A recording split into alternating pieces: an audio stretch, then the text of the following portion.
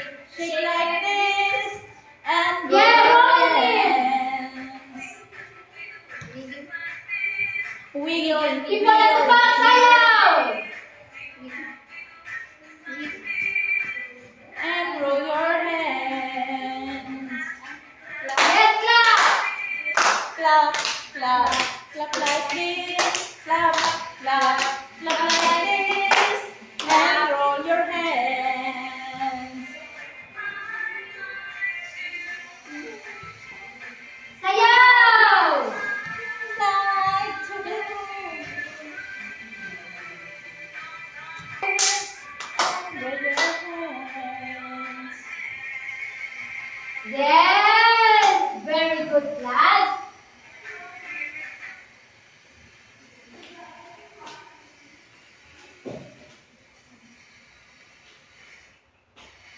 Now take your seat, class.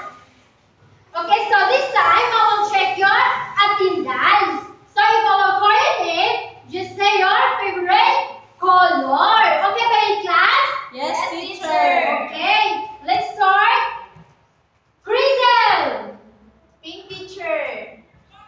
Evelyn, Blue teacher. Mikaela. Black teacher. Okay, very good. All of you are present. Now give yourself student clap. Did you know the class? No teacher. Okay, I will teach you how to do a class. Just like this. 1, 2, 3, so. 1, 2, 3, land. 1, 2, 3, sulan. Okay? Now let's do it together, class. 1, 2, 3, so. 1, 2, 3, land. 1, 2, 3, sulan. Okay, so this time, okay, let's read our classroom rules. So our classroom rules entitled listen. So the listen word meron po meaning. Okay, so first we have, okay, lower your voice and increase your attention. Now I want you to read it again. Okay? Lower your voice. Increase your attention. Okay, so it means class na if kapag nag-explain si teacher or nag-discuss si teacher dito sa harapan, dapat i-lower nyo lang ang voice nyo. Okay ba yun, class? Yes, teacher. Yes. And kapag gusto nyo namang sumagot, itaas ang kamay. Okay, huwag magsabay-sabay magsalita. Dahil ilan man si teacher, class? Isa lang, teacher. Okay, isa lang si teacher. At ilan kayo? Marami. Ayan, marami kayo kaya dapat hinaan lang ang boses. At sa pangalawa, gusto ni teacher na mag-focus kayo sa akin. Gusto ko na mag-focus kayo sa discussion ni teacher or kung ano man ang pinapagawa ni teacher dito sa harapan. Okay, and sa pangalawa, set your goal and teach your mind. Now, I want you to read it again, class. Search your goal. Yes, Fix your mind. Okay. It means, class, na sino may pangarap dito? Sige nga, itaas ang kamay. Teacher. Okay, marami. Now, anong gawin ng mga bata para makuha ang pangarap? Magsikap. Very good, magsikap. Ano pa? Mag-aral lang mabuti, teacher. Very good, mag-aral ng mabuti. At kapag nakikinig kayo kay teacher, dahil ang bata makinig, malaki ang chance na magiging successful sa buhay. Gusto nyo ba yung class? Oo. Yan. And gusto din ni teacher na huwag mo lang iisipin yung mga bagay-bagay. Gusto ni teacher na dito lang kayo magpo-focus sa klase. Okay ba yung class? Okay. Ayan. Now for the last, engage in class and never leave your notes down. And now I want you to read it, class. Engage in class. Never leave your notes blank. Okay, so ibig sabihin, gusto ni teacher na maging active kayo sa klase ko. Ayaw ni teacher ng mga, ayan, yung mga weak, kumbaga yung mga may hinang mga students. So gusto ni teacher yung mga may energy ng mga students. So kapag may pinapagawa si teacher o may tinatanong si teacher, gusto ni teacher na magiging active kayo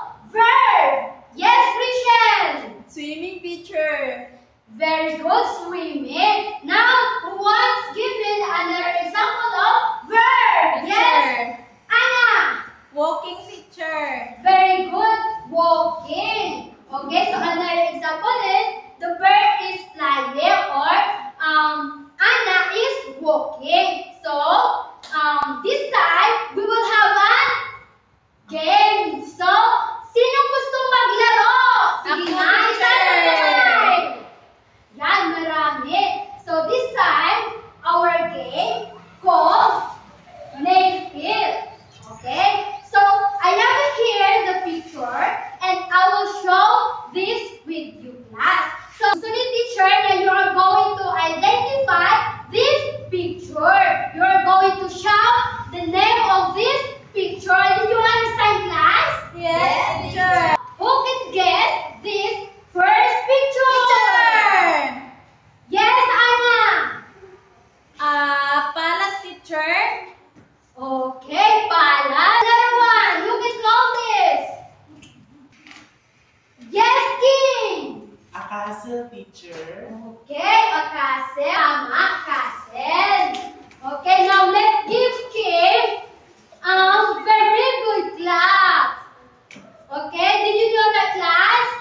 No, No. teacher. Okay, now I will teach you how to do it, class, just like this. 1, 2, 3. 1, 2, 3. Very, very good. Okay, now let's do it together, class. 1, 2, 3. 1, 2, 3. Very, very good.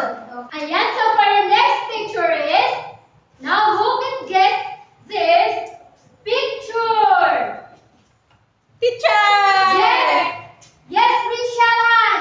Bag, teacher. Okay, bag. Now, ano kaya ang laman ng bag? Pencil, teacher. Gunting, Crayons. scissors. Okay, may gunte, may crayons, may lapis at iba pa. Very good. Now, for the third picture is, okay, so sino kaya ang makakahula ng third picture? Okay, this one. Yes, King King. A Carabao, teacher. Very good, Carabao. Ano kaya ginawa ng Carabao? Nagdila, teacher. Nagdila. Nagdila ang Carabao at kumain din siya. Nakauwi Kasi ng ang teacher. gutom. Kaya nagdila siya. Ayan. Okay, so for the last picture, now who can tell me this picture? Teacher. Yes, Ann. A girl, teacher. Okay, a girl. Now, ano kaya ginawa ng girl? Tumawa, teacher. Yes, tumatawa or nag-smile ang girl. Ayan, very good. So, for our next activity, I have here the big chart. Wow. Ang laki ng chart, teacher. Yes.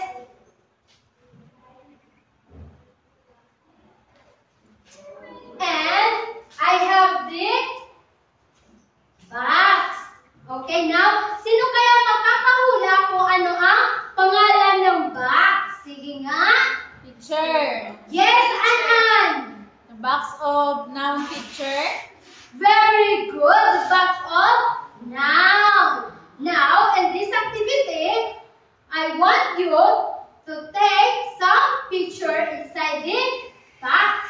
And you are going to, ayan, place it in this column. So, in this chart, we have 4 columns. So, we have the persons, places, things, and animals. So, ano ang gawin niyo ulit, class? Mag-pick po ng picture. Yes.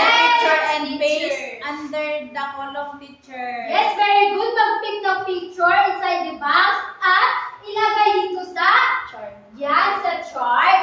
Now, who can try it? Yes, Teacher. Rachel.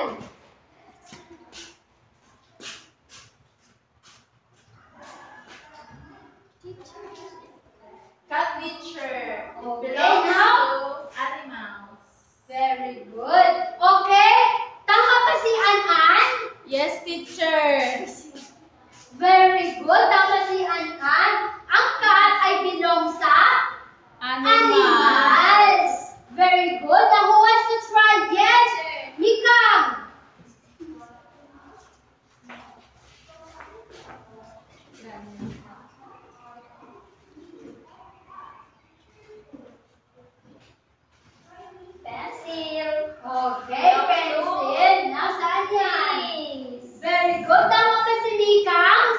Yes, teacher. Yan, tama si Mika. Dahil, lapis ay belong sa Damis. Tama. Okay. Another. Who wants to try? Teacher. Yes, and yes, Kikin.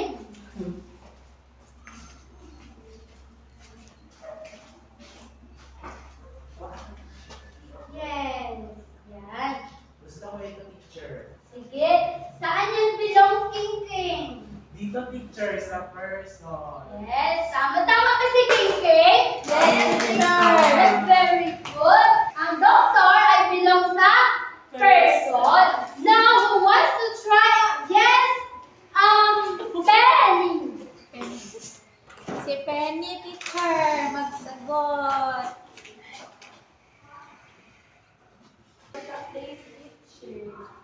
Very good. Tama ba si Penny? Yes po. Ayan, tama si Penny. Dahil ang car ay belong sa Play. yes, belong siya sa play. Okay, so this activity is talagang meron talaga kayong natutunan. So, I have this question about this activity. So, who can notice that all of your picture that you place in this column of person, ano kaya mapapansin nyo sa picture na inilagay nyo sa person na column? Sige nga, sino kaya makapagsabi? Yes, Anne! Tao po sila, teacher, kasi belong sila sa persons. Very good. Lahat sila ay tao. Kaya belong sila sa person. Now, ano kaya ang pagkakatulad nilang apat? Sige nga, sino Teacher. makapagsabi? Emeline!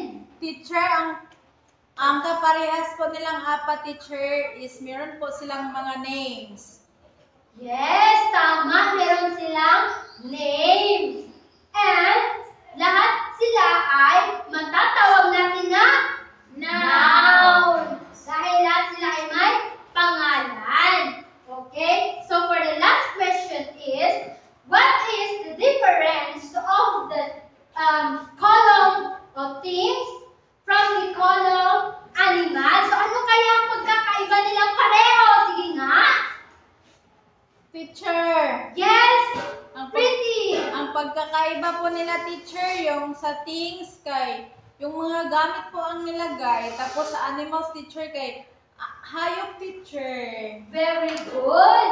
Ang things ay mga bagay lamang ang dapat ilagay. So, katulad ng ballpen, bag, upuan, or TV, yan ay mga bagay. At ang animals naman, tama yung sinabi nyo, na mga cat, or dog, carabao, or horse, or goat, yan ay mga hayop. Okay? So, for the next teacher is Teacher Emeline. Okay, good morning once again, children. Good morning, teacher. Alright, how's your day today? We're fine, teacher. Okay, did you listen what Teacher Charita says earlier? Yes, teacher. Sige, malalaman natin yun mamaya kung talagang nakinig kayo. But before we proceed, let us read our learning objective first. Who wants to read our objective A? Raise your hands. Yes, Jonard. Identify nouns in sentences. Very good. How about the objective B? Who wants to read? Yes, Clara. Value the importance of nouns in real life situation. And how about the objective C? Anyone? Teacher! Yes, Dayan. Use nouns correctly in their own sentences. Very good.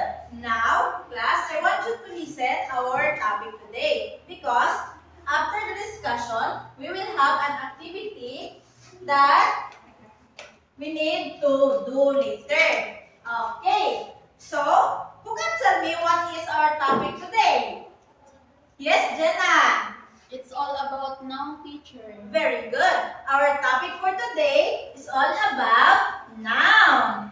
And now, let us read the definition of noun.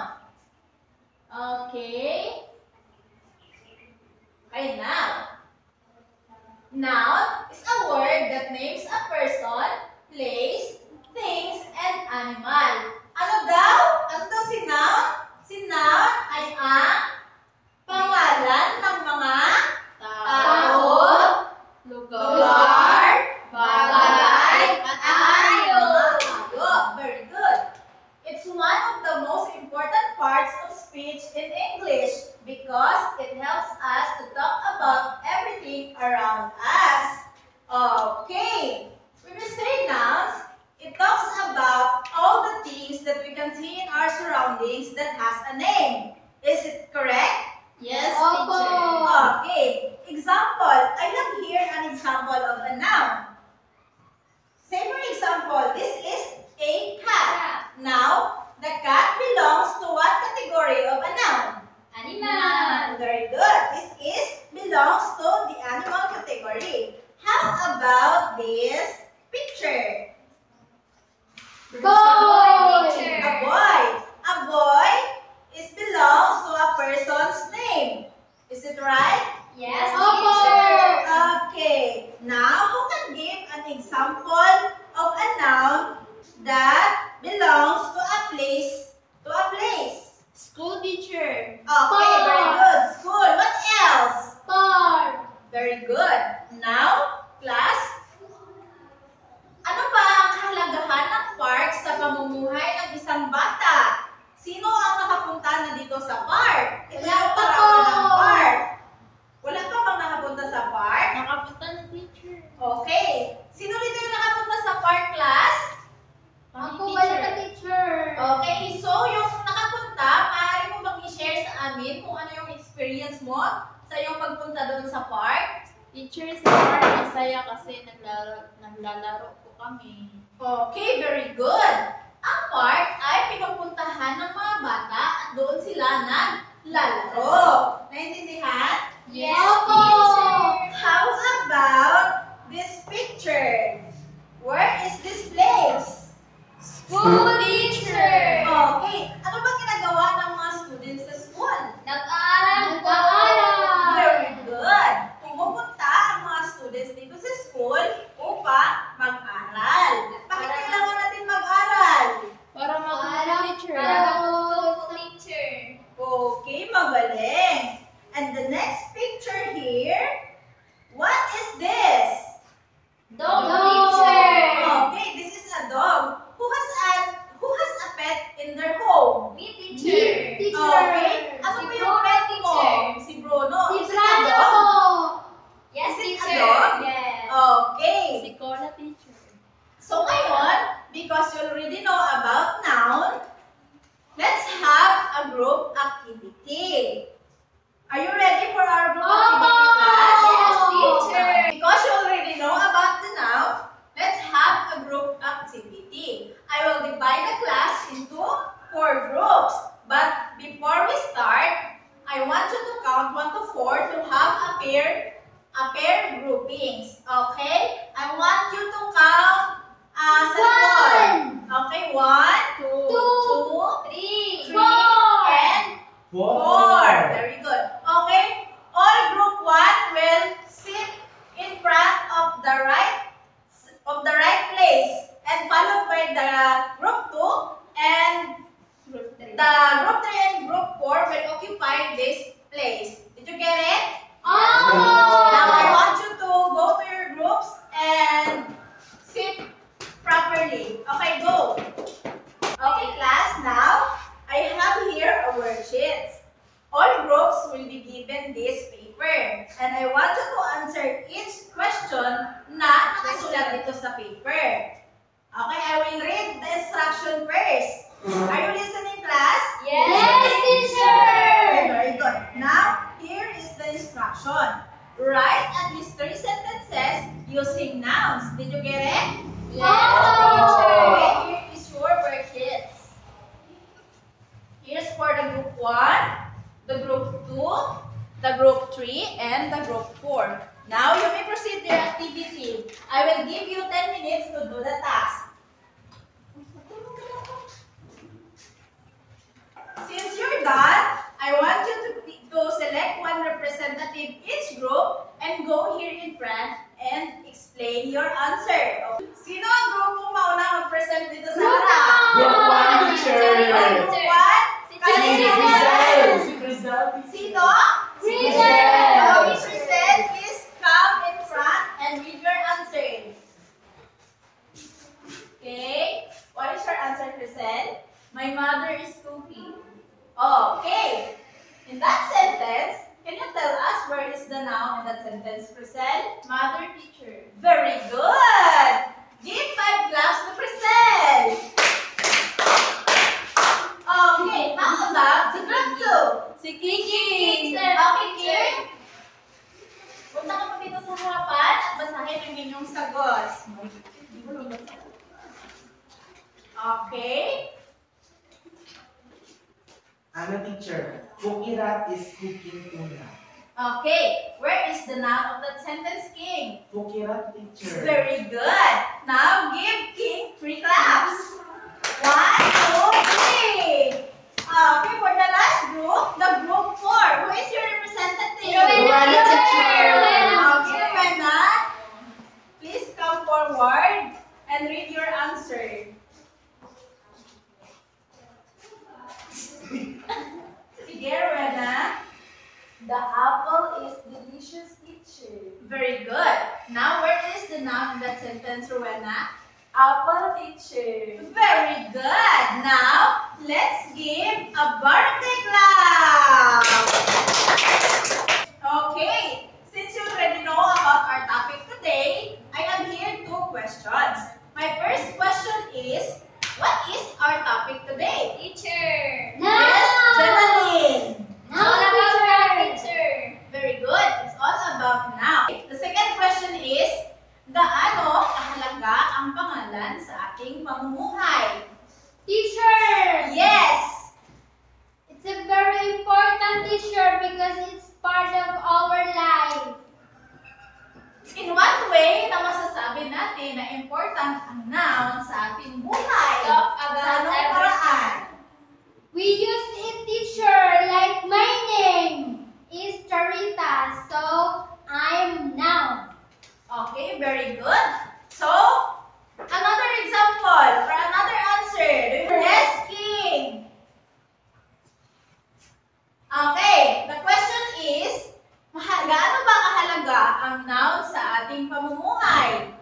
It's important, teacher, because it gives name to a place, to a person, to an animal, or a thing, to be able to recognize what is that thing with the use of noun. Awesome! So, very good, no? Tama yung sinabi ni King. Because all that we can see in our surrounding has a name. That's why noun is very important in our daily lives.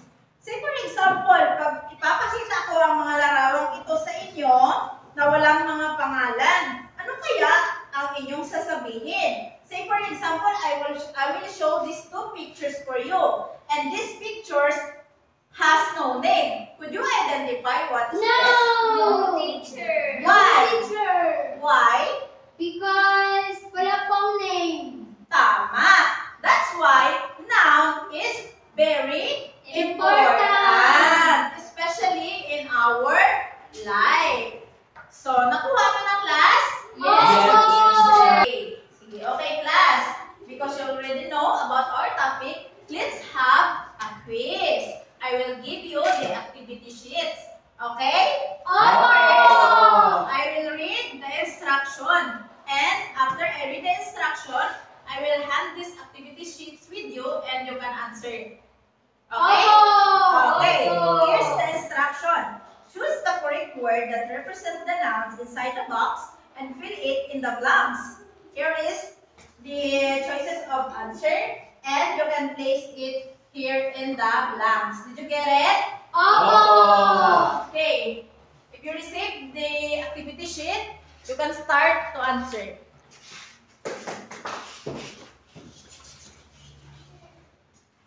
Okay, are you done, class? Yes, teacher. Now, who wants to answer number 1? Me, teacher. Assumption teacher. Yes, Asuncion. Please read the answer. My mother is my best friend. Okay, Asuncion, could you tell me where is the noun of that sentence? Mother ko, teacher. Very good. How about the number 2? Who wants Me, to answer? teacher. Yes, Cinderella. Okay, Cinderella. The can you stand up, dog is please? running. Where is the noun in that sentence, Cinderella? Dog, teacher. Very good. So now, because you already know about our topic today, let's give a Sulan clap. Do you know already about Sulan clap? Yes? Yes, teacher. Okay, now let's do it. 1, 2, 3, go. 1, 2, 3, su. 1, 2, 3, lan. 1, 2, 3, Sulan. And now, class, for your assignment, please, for your assignment, please bring out your assignment notebook and write this in your notebook. And answer this in a sheet of paper and pass it tomorrow. Are you done? Yes, teacher.